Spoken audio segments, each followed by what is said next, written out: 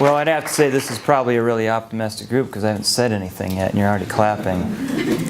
I want to thank the wellness group for inviting us to give this talk. And I say us because I've not seen this done before, but I've asked one of my students, Ben Gill, to actually help me with this presentation. And so it'll be, both of us will be actually talking about this. I'd also like to welcome my daughter. She's out of school, and so she wanted to spend the day with me, and well, it was my idea, and so I'm glad that she's here. And yes, today's talk is about metabolism, and we had a subtitle of that of what you need to know. And the reason for that is because if you look at a definition, this comes out of an exercise physiology book, and it's kind of an imposing definition, but it's a total of all cellular reactions, including chemical pathways that result in the synthesis of molecules, anabolic reactions, as well as the breakdown of molecules, which are the catabolic reactions. Well, but what I think most people are actually here for is to see, what normally we think of in terms of metabolism and how does that actually affect a person's body weight and their body composition. So, how much muscle they have and how much body fat that they have. So in today's presentation, we've got a little bit of an ambitious schedule. We're going to look at the components of energy expenditure. What goes into the amount of calories that a person needs on a given day. Then we're going to talk briefly about altered metabolism or energy intake, energy expenditure balance. So there are some things out there in terms, conditions that people have that do influence this, and we're going to look at whether those are insurmountable challenges if somebody's got a goal to lose weight. And then we're going to look at kind of the opposite end of the spectrum, and that's where Ben's going to do some talking. And that is, there are people that have the opposite problem that most people talk about, and that is there's people that say, I have a hard time gaining weight. And so Ben's going to talk about that. And then I'm going to come up again, and I'm going to look at maybe demystifying a couple things, which will be quantifying the role that muscle mass has in a person's metabolism and how that influences the amount of calories that a person needs. And then finally, just a couple practical suggestions for optimizing your metabolism. So when we look at the components of energy expenditure, the major ones, we're looking at resting energy expenditure, the thermal effect of food, and then a person's physical activity. And we'll look at each of these here just briefly. So you've heard of basal metabolic rate. Well, what is basal metabolic rate? Basal metabolic rate is what your body needs in terms of energy to sustain its functions. That basal metabolic rate is driven by metabolically active tissue. So when we talk about energy being converted or transferred within the body, metabolically active tissue is what's going to drive that. Now you see where it says basal versus resting. Well, to be able to estimate what basal metabolic rate is, what they like to do is they like to get a person in a resting state, so they haven't done physical activity in a long time, and then they also like to see them in a fasted state. So, about 12 hours of fasting. So those are kind of strict requirements. Well, the resting metabolic rate, you'll notice that is shown to be a little bit higher. That's because when they estimate that, they're looking at maybe a 2 to 4 hour fast. So they don't have to be in that fasted state so long. So that is going to elevate that. Now, I tend to use these a little bit interchangeably. In fact, I don't really use basal metabolic rate when I talk about this stuff. Mostly I focus on the resting energy expenditure. And so you'll probably hear me say that again, is resting energy expenditure. Now, because we go through processes in our body as we grow, we're in, when we're really young, in fact, infants are in a state where they're increasing growth dramatically. And so per body weight, their basal metabolic rate is actually pretty high. And then it gets a little bit lower per body weight as they get a little bit older. Now, looking at this metabolically active tissue, this is something that's kind of fun to actually realize. So if we look at this, we've got the organ tissue, the brain, the liver, the heart, and the kidney. As a percentage of body mass, they don't really occupy that much mass, 5 to 6%. But look at the oxygen consumption. Okay, now if you see this little area here up, we use oxygen consumption to indirectly estimate caloric expenditure or the amount of calories that somebody's going to need. So when we look at these, we're interested in how much oxygen is required to help those tissues metabolize foodstuff and energy sources. And so just as a side note, depending on the substrate, if you're going to use a liter of oxygen, typically you're going to look at somewhere around 5 calories. Okay, that's just something that's kind of interesting. Now look at muscle. Muscle represents about 30 to 50% of the overall body mass. Now this would be in an average person, an average range. We would say that this 50% of the overall body mass would represent a fairly heavily muscled individual, but maybe not somebody who is like a bodybuilder or a collegiate level football player. This is just a average person that's fairly heavily muscled. So you see that there's a range there. But look at this again though. So even though it occupies a fairly large amount of the body's mass, it accounts for about 25% of that overall energy requirement. The bones, skins, intestines, 33% of the body mass, 15 to 20% of energy expenditure, and then body fat. Now this would assume that the person is at least 20% body fat, but even at that level, it's not a very metabolically active tissue compared to other areas of the body. So again, the brain, surprisingly, that's a major draw on our glucose. Now the second area that influences our overall requirements is going to be the thermal effect of food. Now what is this? Well, it takes energy to actually break down these calories that we take in, whether they're going to be incorporated as body tissue or protein, or they're going to be stored as energy. It's going to take some energy to actually do that. So we look at this thing, we call it the thermal effect of food. Well, when you look at it, fat is not a very energy expensive source. So in other words, that can be incorporated without using a lot of the fats, the energy from the fat that we've taken in to be converted into what we need it to be. On the other hand, look at protein. Protein is an environmentally expensive, a biologically expensive, and it's expensive at the grocery store. And so when we look at that thermal effect of food, we see that there could be a range, depending on what a person is taking in, of anywhere from 5 to 30%.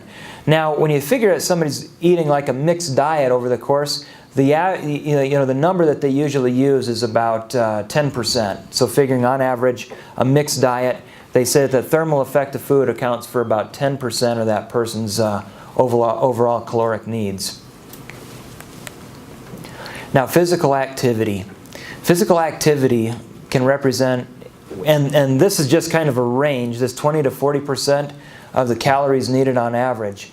But this is the one that is the most variable because of all of the different factors that go into that.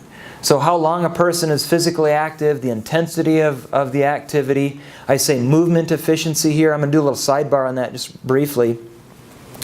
When we work is, we can use calories and say, well, how many calories did that work cost? Well, work is a function of the force over the distance. But a person's efficiency is a major factor in that. I mean, for example, if we go force over distance, we say, well, why, should you be able to burn more calories by running than you do by walking? And if we just did a force over a distance, we'd say, well, it's the same force, your body weight, and the distance, it shouldn't be any, it should be the same. But when we start adding all these extra movements into that equation, when we run, we become less efficient at the activity. That's why when you're, if you're exercising next to somebody that's done the exercise for a long time, you're going at the same pace, or maybe you've tried a new exercise and it's just, it's difficult in the beginning. But as you become more efficient, the exercise gets a little bit easier. And to a small degree, that influences the exercise expenditure as well. Now, one of the neat things about exercise is that if you go down to the fitness center there and you get on those machines, and some of those machines will even tell you the amount of calories that you've burned in that workout, especially, and to be most accurate, obviously, plug in your body weight. Well, one of the things that's actually kind of a neat thing that we don't really figure in is this thing called EPOC, or excess post-exercise oxygen consumption. So at the start of exercise, you've got your resting levels, and then you begin exercising and you get to whatever this exercise level may be. And at the end of your 30 minutes or whatever that exercise session might last, the machine will say, oh, guess what? You burned 270 calories in this exercise session.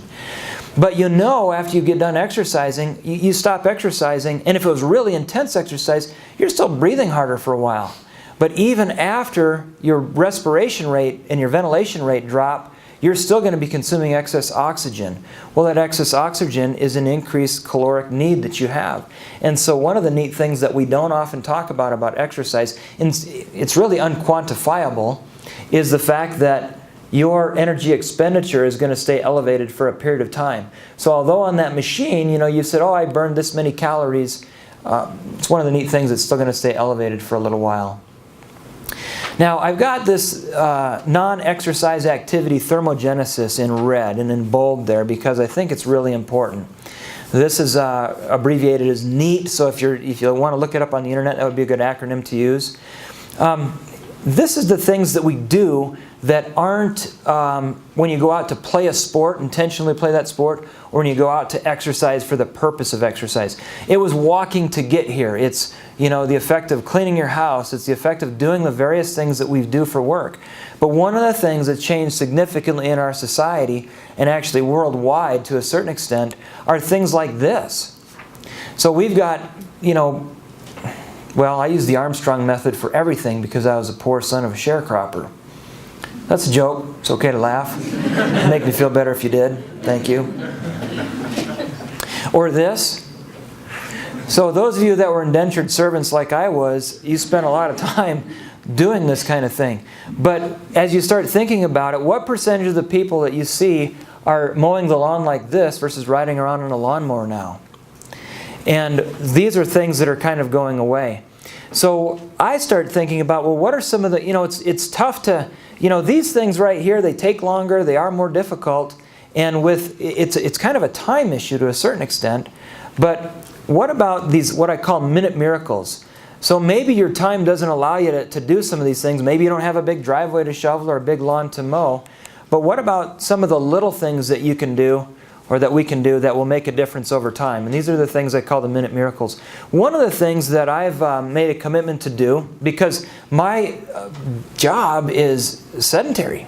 I stand and I sit, and that's basically all it is. So one of the things that I'd made a commitment to do is, and this was a while ago, but I will always climb at least the first flight of stairs, even if I'm busy, I'm in a hurry.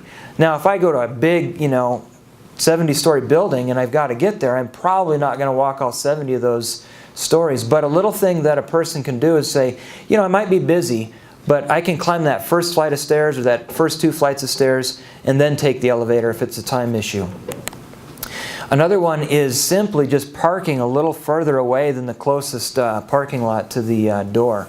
Until they changed the parking, the way they did parking permits here about 4 or 5 years ago, and I'm not bragging about this, it's just something that I felt like it made a difference. But I arrived early enough that I could park at the very furthest parking spot out. And then they made it change the parking, and so it was either use a different lot or park all the way down by taco time. So now I just park right next to the door. But we're at an age, most of us, where we're fairly ambulatory, we can move around and everything, and you think about those people that can't. And so instead of being the first people to church and parking right next to the door, there's a lot of old people and people with children and other conditions. So it's one of those things where it's a valuable thing to do. Another one is biking to work. I love this picture because this guy actually looks pretty dangerous. I don't know if you can see it very well, but he looks like he's in about 4 or 5 lanes of traffic. So here he is. He's on his cell phone. He's as GQ as the other people in the car. It's just that he's on the bike. Now, a few years ago, I went and visited my brother and went to work with him. And one of the things that was kind of interesting to me was, and I hadn't thought about this before, but his commute, both, each direction was about 45 minutes. And I started thinking about that. So he's driving, he's stuck in traffic and everything. And just by a show of hands, does anybody here know anybody that has a commute of 30 or 40 minutes to work one way? Just by a show of hands. So the vast majority of us at least know somebody that's like that, in that situation. Well, in their case, they have no choice. They've got to spend that time getting to work. Well, after riding with my brother, I thought about it, and I thought, if walking meant it was going to take me 45 minutes, I'd probably be unwilling to do it. But maybe in my case, instead of thinking about it and saying, well, geez, I'm so busy, I don't have these extra time, I may move somewhere where I have to drive that 30 to 40 minutes, and I'm going to have to I'm not going to move anywhere, much to the dismay of people that want me to leave. But, if I did, that choice would be made for me and I'd be stuck in a car. But what about being proactive on the thing and saying, I'm just going to build that 20 minutes into my commute. Half the rest of the world has that commute anyway, and either walk or bike. And after thinking about it that way, it made it very difficult to justify not riding a bike or walking to work on the basis of time. And I have a little note here that says, slow down to get more done.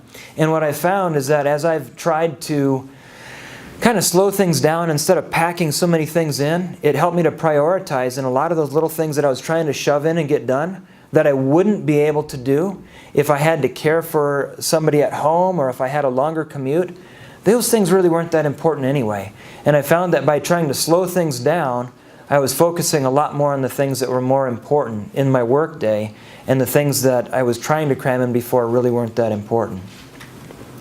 So the bottom line on this is we don't have 5 hours a day to work out, but how can we start incorporating that non-exercise activity thermogenesis and get back what we had in the 50s and 60s when we walked more, when we had more physical labor. Now, another part of this that I'd like to address here is, I didn't know how to talk whether hormones or genetics or what it might be, so I decided to entitle this slide Hormones and Metabolism. Because the first one here that we're going to talk about just briefly is hypothyroidism. Now we realize that thyroid hormone is going to help us to be able to, to utilize energy effectively. It's going to be a permissive hormone to let other hormones work. Well, there are, and I put this on here in red because hypothyroidism is a very important factor in regulating a person's body weight. And if a person has hypothyroidism, it means that thyroid hormone and all of the associations with it are not functioning effectively. And so this is associated with weight gain, and it's a very legitimate and real concern. It's a real issue. However, as I went and looked at, I tried finding what is the incidence of people that deal with thyroid. And I saw several different sources. This one comes from the National Endocrine and Metabolic Diseases Information Services. It was basically an article that they had published there. I saw another one actually just this morning where it had the levels being a little bit low. Folks, I don't exactly know what the absolute percentages are, but they are low. The people that are not, the people that are struggling with weight gain and obesity, we're not saying that 70 or 80% of them it's because of a thyroid issue. Those that have thyroid issues will have a host of other symptoms as well, and those will usually drive those people to see a physician, and they can get care for it and help them. But this is legitimate. It is a real thing. Now these other three are, the one that I'll focus on probably the most is leptin, melanin concentrating hormone, brain-derived neurotrophic factor. Those are also related. But where I say yes, yes, and yes, these are other things that are going on that do influence a person's energy consumption and are related to weight gain. Now, leptin is a hormone that is released that allows us, after we've eaten, to feel satisfied. So you get done eating and you're like, I'm good, I'm done. Well, each of these will influence the hypothalamus. So the hypothalamus is, I can't see this as well as you can, but it's right about here. The hypothalamus is going to help to stimulate those feelings of hunger and satiety. So, with leptin, there was kind of some interesting articles saying where some of that breakdown could actually occur.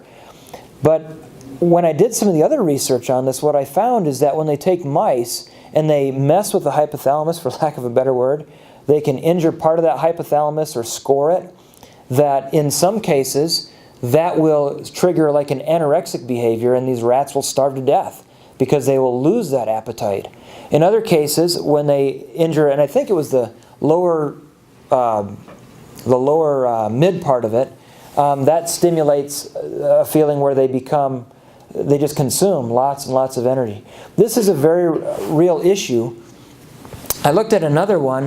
This one got from Brother Keller, and he just sent me this slide. But talking about, and I don't even know what these genes are, but he was but he was at a presentation where the speaker had mentioned that there weren't really any genes that were known to change the metabolic rate or the energy expenditure there. And in the cases where we have something like this going on, it's still a very small percentage of those people that that struggle with weight gain and obesity. Now, if I were to, based on the things that I was reading, if I were to go ahead and summarize this, and I have to be careful here because I don't want to offend anybody, but as I was doing some reading and I was looking at things, I would say that the vast majority of things that are, so if we look at leptin being the example, aside from hypothyroidism, if we look at like leptin, for example, being the issue, these are influencing behavior, meaning caloric consumption, not necessarily the metabolic rate. Okay? And so, and then as we look at this further, and these increased trends in individual weight gain are strongly correlated with changes in physical activity patterns. Probably, certainly as a society and as a culture, but probably individually as well. And I will just, using myself as my own case study, as I've realized that, wow, I don't need to eat as much. It's mostly because I'm not as physically active. I don't have the non-exercise activity thermogenesis that I did before. So I still do my exercise sessions and I have my exercise in the morning, but the extra things that I used to do during the day, I do a lot less of that. And so I put this thing on the bottom here. It says, mortality brings unique challenges to everyone. And this is again where I want to be a little bit careful, but I'd like to draw a little bit of a parallel here. And some people have challenges that are conspicuous, and whether they're temptations or whatever they might be. There are people that have tried alcohol, and because of their makeup or whatever it is, they become alcoholic, and they will refer to themselves as a recovering alcoholic because it's not something that ever really, it's something that they always struggle with. Well, I guess I would rather say that I'd almost rather be a person that's a recovering alcoholic, because that person can make some social choices about where to be. They'll say, I'm not going to go to a place where there's people drinking, that's going to tempt me. But if a person has an issue with leptin or some of these other issues right there, eating is a social experience, and it's something that we do all of the time. And so if we start looking at that and say, wow, it is largely derived by the amount of calories that I take in. And if a person sits down to eat, it may be a lifelong battle to say, you know what? I've estimated how many calories that I need, but I don't feel full. But yet they still consume. So it's going to be one of those battles that's going to be ongoing and lifelong. And that's why I say mortality brings unique challenges to everybody, because I'm not saying there's anything wrong with anybody, but it's just a different challenge. And when we realize that a large reason for weight gain, or most of the reason, is the increased consumption of calories beyond what we burn, that's kind of a bottom line. So I hope what I said wasn't offensive. It was just, in a way, I guess it could give us also some hope to realize that, yeah, there are some cases where the metabolism is affected and will affect weight gain, but a lot of it should give us confidence and say a lot of this is things that can be controlled by changing some habits. And one of those things, again, is where did we lose the love of physical activity when we were kids? And I believe that's legit. I mean, I really think that it does change, because now the things that interest me more than running around playing outside, or look at these kids, I can't see it very well, but they're smiling. They're out there playing, and they're not doing it to work out, they're not doing it to burn calories, but there was something going on upstairs that's saying, we derive pleasure from this. And so the question that I would ask myself and us is, what was it that made that change? And I believe there really are things. Our interests change and everything else. But can we start to find ways to rekindle the love of physical activity again? And, like these kids, they just enjoy doing it, and they're happy doing it. All right, with that, I'm going to turn the time over to Ben, and he's going to talk a little bit about kind of the opposite end of the spectrum, and that is when people are struggling to gain weight. And go ahead, Ben.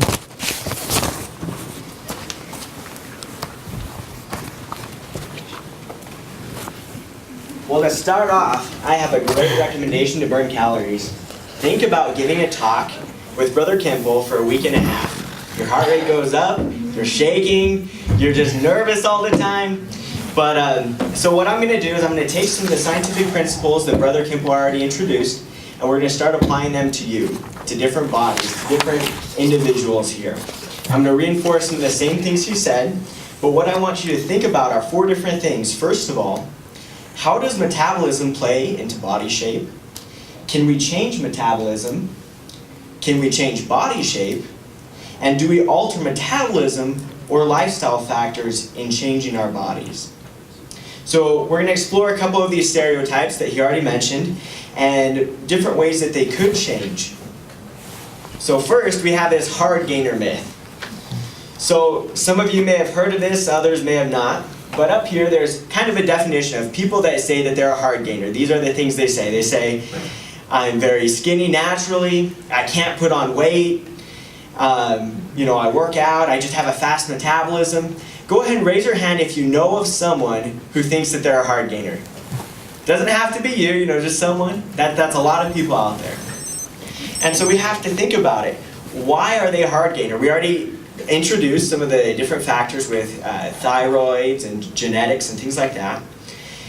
So really to explore this issue, we're going to get a little bit intimate into my life.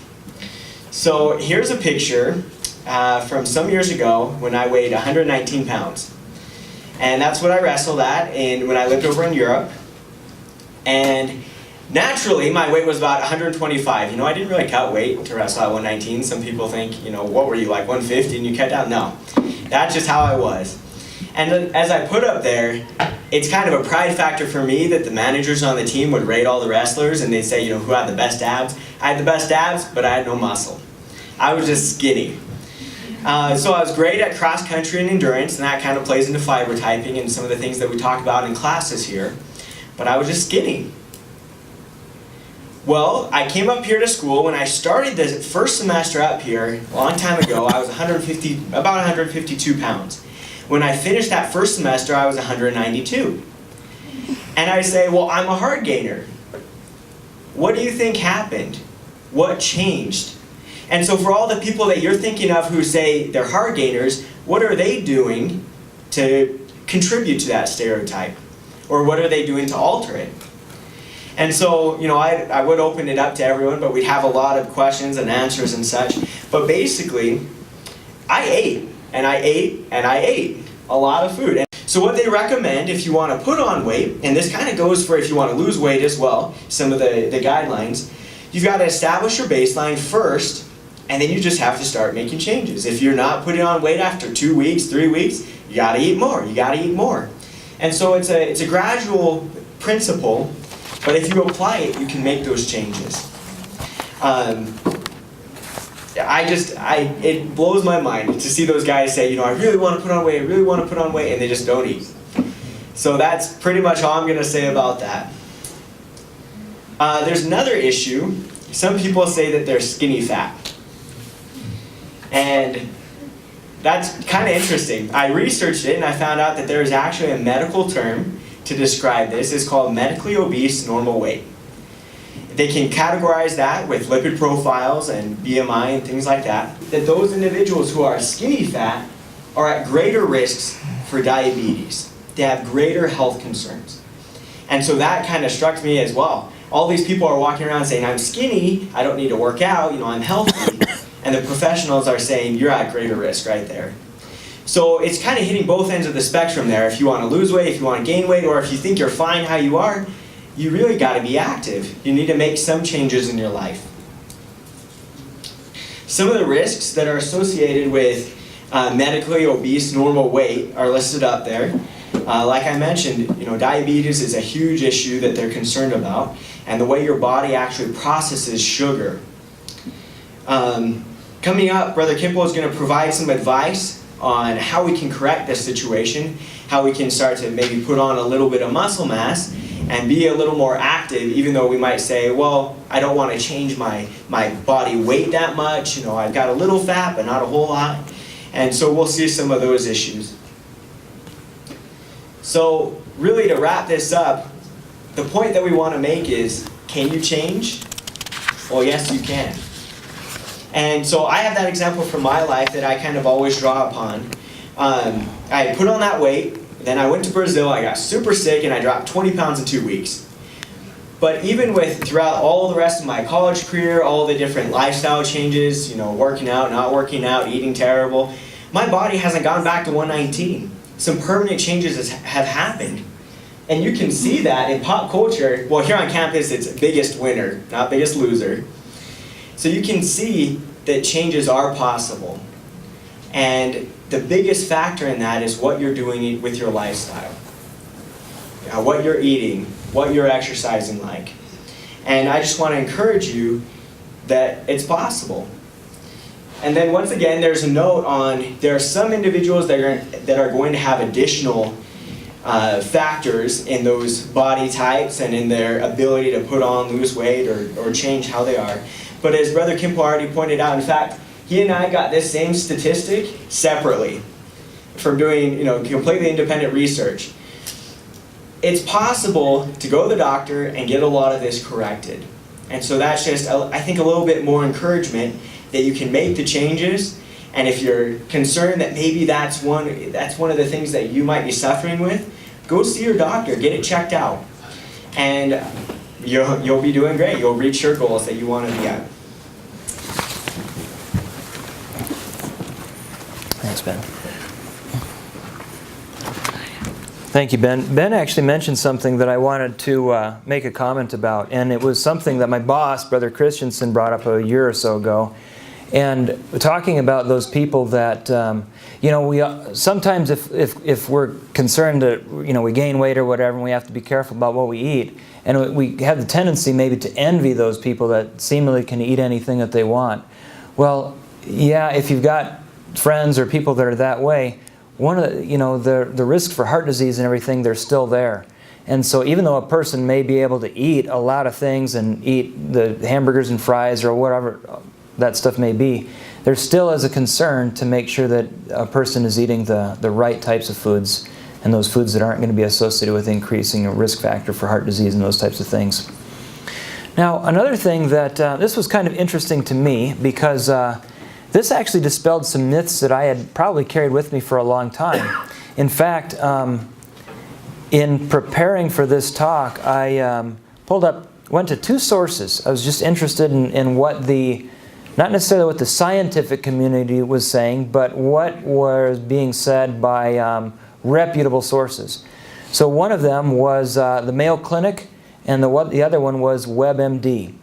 And so it's kind of interesting, and I'll come back to those guys and what they had said in just a minute. But in terms of, we mentioned before that that muscle mass does account for caloric expenditure. So how do we quantify that? You know, how much does that muscle mass actually influence? Well, the way that is going to help us to see this, we're going to look at the difference between the synthesis of tissue protein or muscle protein and the breakdown of muscle protein. And they account for that resting expenditure of that muscle. So that what we call the fractional synthetic rate of resting muscle is 0.075% per hour.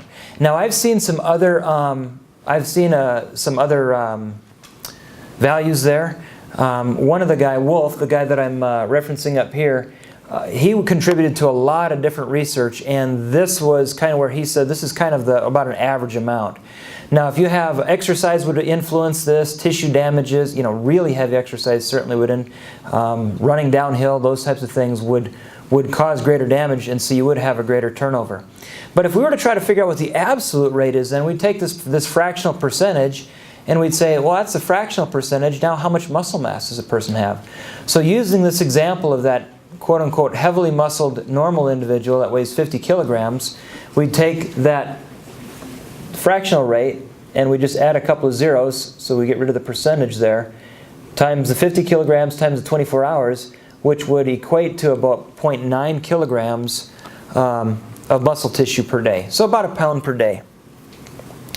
Now, when we look at that and try to quantify calories, and again, this came from this same study, and I had actually asked Brother Lemon, who's with us today, if he could kind of help me, see if this is legitimate, and I think we figured that it probably would be.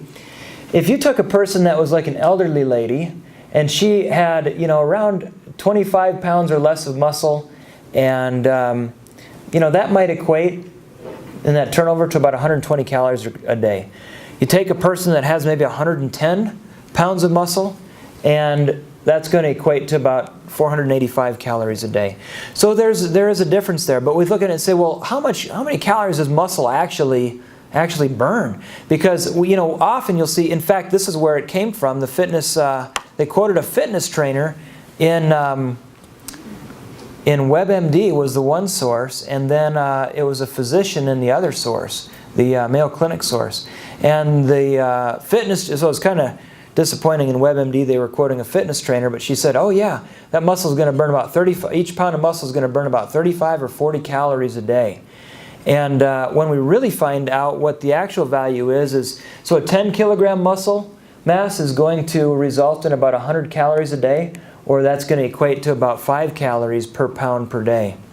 Now, how much does that increase caloric expenditure during exercise? So we took that same value that we looked at before and we said, okay, well, let's assume, and this would actually be pretty tough to do, especially if a person had been exercising and had a fairly decent amount of muscle tissue. Well, let's say that person, a male in this case, we'll use this, we got this before and after picture, but we'll say that person increased their caloric expenditure. Well, here that person may be as a 135-pound person walking 3.5 miles an hour for an hour. He burns about 4.6 calories per minute doing that. Increase that body weight by 20 pounds. Now we've got, or just muscle mass, increase it there. That's 5.3 calories per hour. So the difference between that person before and after they gained the weight is about less than a calorie per minute, or about 42 calories per hour.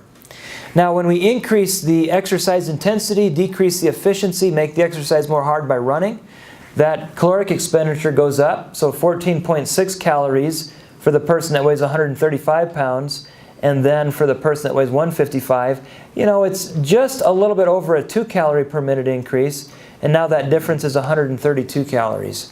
So it's a small difference, but not necessarily insignificant over time. When we figure that a pound of body fat has 3,500 kilocalories of energy in it, and you start looking at these values over time and say, okay, would that make a difference over time? And over time, yeah, it would, especially if you didn't change your energy intake and but the tough part is still going to be increasing that muscle mass. So if a person is more physically active and they're carrying a decent amount of muscle mass to begin with, that would be pretty tough. But if a person is fairly sedentary, maybe that 20-pound increase isn't necessarily that hard to do. Even a 10-pound would be valuable. One other thing that I wanted to mention, though, is we're talking about the differences between the two individuals. But the important thing to remember here is in this condition, this person walked for an hour at 3.5 miles per hour, which is a good pace, but not a killer pace. That person burned 275 calories in that workout, not including what was going to be the excess energy expenditure that was going to be elevated for a period of time after the workout. And then that 155-pound person at that pace, that was 1,000 calories in that hour of exercise. So when you look at it that way, again, we were trying to alter the overall body weight, but now when we add activity expenditure into that, that's an effective way to manage body weight. Now I thought this was interesting as well. We talked about that post-exercise oxygen consumption, and the exercise is going to increase that protein turnover because we've got to replenish the stores in the muscle. We also have some protein that needs to be resynthesized. Well, after the exercise, this ATP to fuel this turnover is largely derived from the oxidation of fat. So we take body fat stores, and that's where that energy comes from. Well, I looked at resistance exercise versus cardiovascular exercise. So there were 60 minutes of both. This was a study published in 2004. So 60 minutes, 10 exercises in the weight room, approximating 70% of the 1 rep max. So somebody was doing a weight they could do 10 times, resting in between those sets. So the resting energy expenditure of this individual before the exercise was, their 24-hour average was about 2,124 calories. 10 hours after that exercise was actually, or 10 hours after that exercise, well, I'm sorry, they were at about 1,972 calories before they exercised. The average 24-hour energy expenditure, even 10 hours after that weightlifting workout, which really wasn't a tough one, was still elevated. And again, it was elevated at 24 hours, and then it didn't return until, well, at baseline when they measured it, it was back to normal. We take a look over here, her cardiovascular. So the energy, the resting energy before they worked out was about 1,862 calories. You know, after the workout, again, 10 hours after they got done exercising, their caloric expenditure was still elevated. And then again, it was elevated at 24 hours, and then it returned closer to baseline. In fact, in that case, it was still elevated even 48 hours afterwards. So cardio is going to burn more calories during the exercise session than resistance would be. Although you can do things with resistance, you know, instead of just sitting and resting in between an exercise, work a different part of the body. That would elevate that caloric expenditure of that exercise session. But the key point here is that there is an increase in energy expenditure accounted back to that workout for several hours after the training session. So I thought I would put this in also because we do have the aged here. Brother Christensen, I see, has joined us. That's a joke. You can laugh again if you're awake. Very good. Thank you. You've heard of things like osteoporosis or osteopenia. We talk about bone mineral loss in bones. Sarcopenia refers to the loss of muscle mass as we age. And between the ages of 25 and 50, we can lose about 10% of that peak muscle mass that we attained when we were about 25 over those years. So if you had a person that had that 35 kilograms, they might lose 3.5 kilograms or 7 pounds of muscle over that time. This person here, the person with the 50 kilograms, may lose about 10 pounds of that over time. Well, yes, that does influence it, but when you look at the caloric expenditure of a pound of muscle, you're saying, yeah, it might be 25 to 50 calories per day. Just that factor alone. Now, when we compare a person that's older, and this came out of another study, comparing a 67-year-old to a 25-year-old, there were some differences there because after age 50, the acceleration of that muscle loss increases even beyond what it had been between age 25 and 50. And when you look at these values right here, these calories per day, you can say this could be easily offset with physical activity. So that creeping obesity that kind of sneaks up on us over time can be kind of offset. And I would also say that because of this muscle loss here, this might mean that resistance training may be even more important for a person in this age range as they get older than it is even for a younger person, to do what can be done to maintain that muscle mass throughout that lifespan. So to finish up, we're just going to maybe give a couple practical suggestions for optimizing your metabolism. Number one, and probably the most important here, is to increase the size of your brain. If we can increase the size of that brain, I'm not sure if we've got to swell the skull or something like that, but remember, a large portion of our energy expenditure our resting energy expenditure is to fuel that brain. But this is not rocket science stuff. That's kind of like weightlifting because they have all these different little ways to lift weights. But in this type of stuff, it comes back to the same principles. Get moving and keep moving. The ACSM guidelines for physical activity are an hour per day. And if a person has been overweight, that jumps up a little bit higher. Change the routine. When you're going out and doing physical activity, remember efficiency will make a difference there. Not only does changing the routine make it exercise a little bit more interesting for you, but it's more challenging. It'll keep you motivated to keep doing it, and it will have a slight increase in caloric expenditure. The NEAT, non-exercise activity thermogenesis, a lot of little things over time. What are some of the minute miracles that you can work into your daily routine? And a lot of that comes back to, again, the why of why we do things.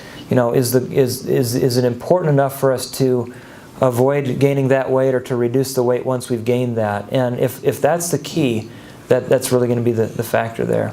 And then the resistance training. It can't hurt. This is an interesting study here. They had people that did diet and cardiovascular exercise, and they lost a certain amount of weight. 78% of that weight loss was fat-free mass, meaning 22% of it was from lean tissue. When they did diet and just resistance training, so no cardio, now you could put cardio in here, but this is just illustrating the difference. 97% of that weight that was lost was from body fat, and only 3% of it came from muscle tissue.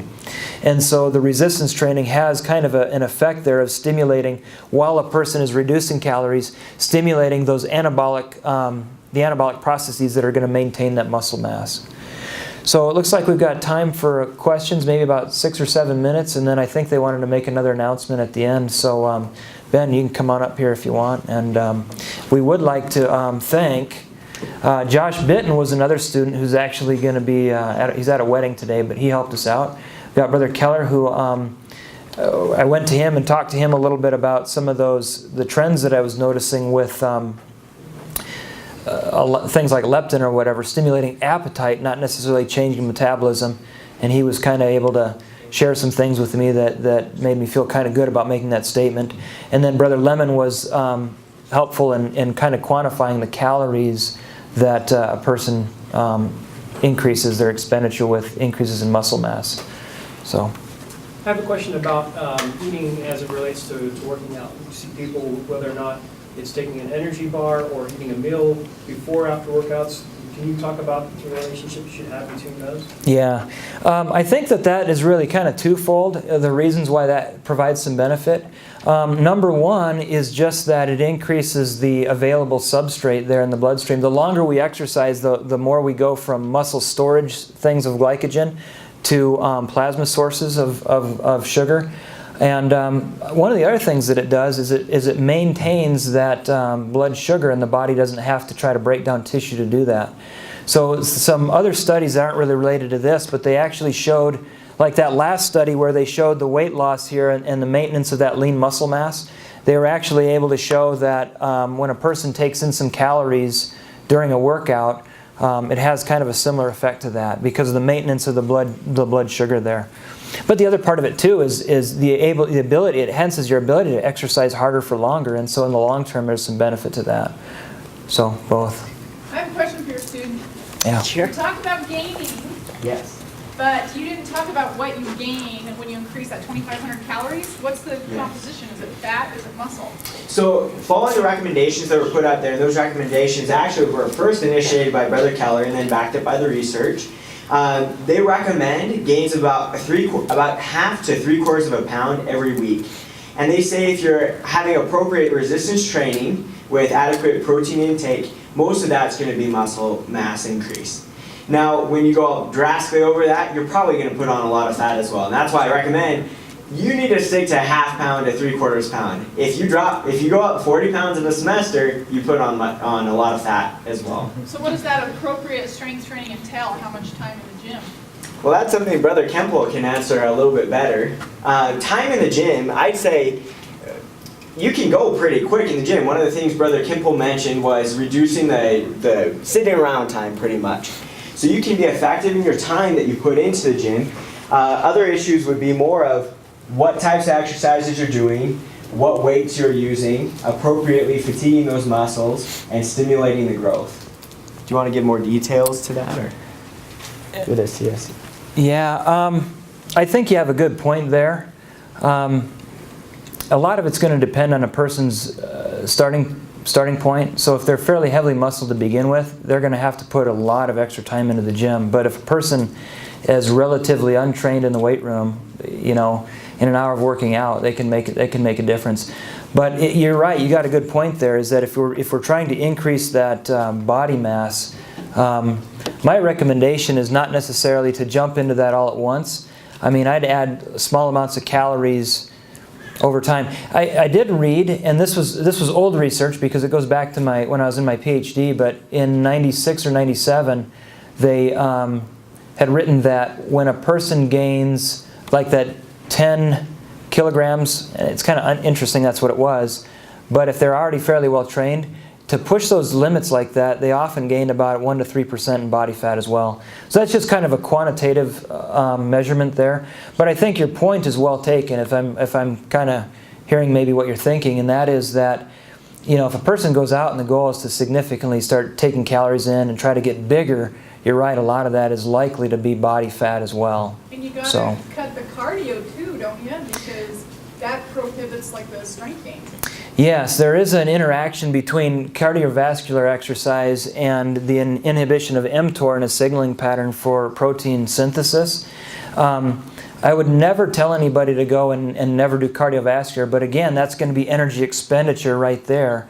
But I would probably recommend limiting it to, and I just throw this out as an arbitrary number, but maybe 20 minutes of cardiovascular. And what I would also do is I would encourage them to use high-intensity cardiovascular.